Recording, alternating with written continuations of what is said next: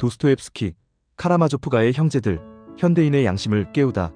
우리는 지금 끝없는 경쟁과 탐욕의 유혹 속에서 도덕적 가치와 양심이 흔들리는 시대를 살고 있습니다. 나만 아니면 되라는 이기심, 들키지 않으면 괜찮아라는 안일함이 만연한 지금, 인간의 죄와 자유의지 그리고 신앙에 대한 깊은 질문을 던지는 작품이 있습니다. 도스토옙스키의 대작, 카라마조프가의 형제들. 이 고전 속에서 도덕적 갈림길에선 젊은이들과 리더들의 양심을 깨울 작은 울림을 찾아보고자 합니다. 1. 카라마조프 가문의 비극, 현대사회의 거울. 소설 속 카라마조프 가문의 비극은 단순히 19세기 러시아의 이야기가 아닙니다.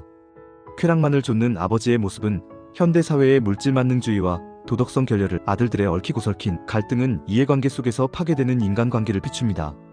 우리는 종종 손쉽게 얻는 이익을 위해 타인의 고통을 외면하거나 순간의 유혹에 빠져 돌이킬 수 없는 죄를 짓기도 합니다. 이 작품은 인간 내면에 잠재된 탐욕, 증오, 이기심이라는 죄의 씨앗이 어떻게 발현되고 결국 어떤 파멸을 가져오는지를 적나라하게 보여주며 우리 사회 곳곳에 숨겨진 모럴 해저드의 단면을 고발합니다. 이 신이 없다면 모든 것이 허용되는가? 자유의지의 무거운 짐. 이 작품의 가장 강력한 질문, 바로 신이 없다면 모든 것이 허용되는가? 입니다. 냉철한 이성을 가진 이반은 신의 부재 속에서 인간에게 주어진 자유의지가 오히려 무거운 짐이 되며 결국 죄악으로 이어진다고 주장합니다. 특히 대신문관의 이야기는 인간이 자유라는 고통스러운 선택 대신 통제와 안락을 선택하며 도덕적 책임을 회피하려는 심리를 날카롭게 지적합니다. 이 이야기는 현대사회의 젊은이들이 윤리적 기준 없이 옳고 그름을 판단하거나 CEO들이 이윤 극대화를 위해 법과 도덕의 경계를 넘나들 때 그들의 양심에 던지는 강력한 경고가 됩니다. 과연 우리는 이 자유의지를 어떻게 사용하고 있습니까? 3. 알류샤의 사랑과 조시마 장로의 지혜, 양심의 등대. 이반의 비판에 맞서는 것은 수도사 알류샤와 조시마 장로의 뜨거운 신앙과 실천적 사랑입니다. 조시마 장로는 모든 인간의 죄는 서로 연결되어 있으며 따라서 모든 인간은 서로에게 책임이 있다는 상호 책임론을 역설합니다. 이는 나 하나쯤이야 혹은 내가 아니어도 되라는 생각 뒤에 숨어있는 도덕적 방관주의에 대한 강력한 일침입니다. 알류샤는 고통받는 이들을 조건 없이 사랑하고 겸손하게 섬기며 죄의 문제에 대한 궁극적인 해결책이 사랑과 희생에 있음을 보여줍니다.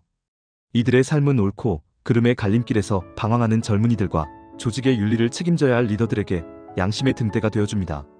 작은 선행과 책임감 있는 행동이 어떻게 사회를 변화시키는지 보여주는 메시지입니다. 4. 재판의 의미, 진정한 정의와 속죄. 아버지 살해 사건을 둘러싼 재판은 단순한 범죄자를 가리는 것을 넘어 인간 내면의 죄와 진실, 그리고 정의에 대한 질문을 던집니다. 얽히고 설킨 증언과 인간의 복잡한 심리는 법적인 정의가 때로는 진정한 정의와 얼마나 다를 수 있는지를 보여줍니다. 이 재판은 형식적인 판결을 넘어 인간이 자신의 죄를 직면하고 진정으로 속죄하는 과정이 무엇인지를 생각하게 합니다.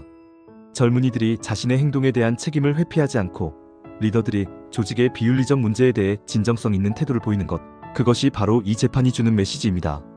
결론, 양심의 울림, 행동하는 삶. 카라마조프가의 형제들은 인간의 죄와 자유의지, 신앙이라는 거대한 질문을 통해 인간의 양심을 끊임없이 흔들고 자극합니다. 이 작품은 나와 우리의 행동이 어떻게 연결되어 있는지, 그리고 이기심과 탐욕이 어떤 비극을 초래하는지를 경고합니다. 하지만 동시에 알류샤의 사랑과 조시마 장로의 지혜를 통해 어둠 속에서도 빛을 찾고 양심을 따라 행동할 때 희망이 존재한다는 강력한 메시지를 던집니다. 이 영상이 도덕적 갈등 속에 있는 모든 젊은이들과 조직의 윤리를 책임져야 할 CEO들의 양심에 작은 울림이 되어 더 나은 선택과 책임감 있는 삶으로 나아가는 계기가 되기를 진심으로 바랍니다. 구독과 좋아요, 그리고 댓글은 큰 힘이 됩니다. 감사합니다.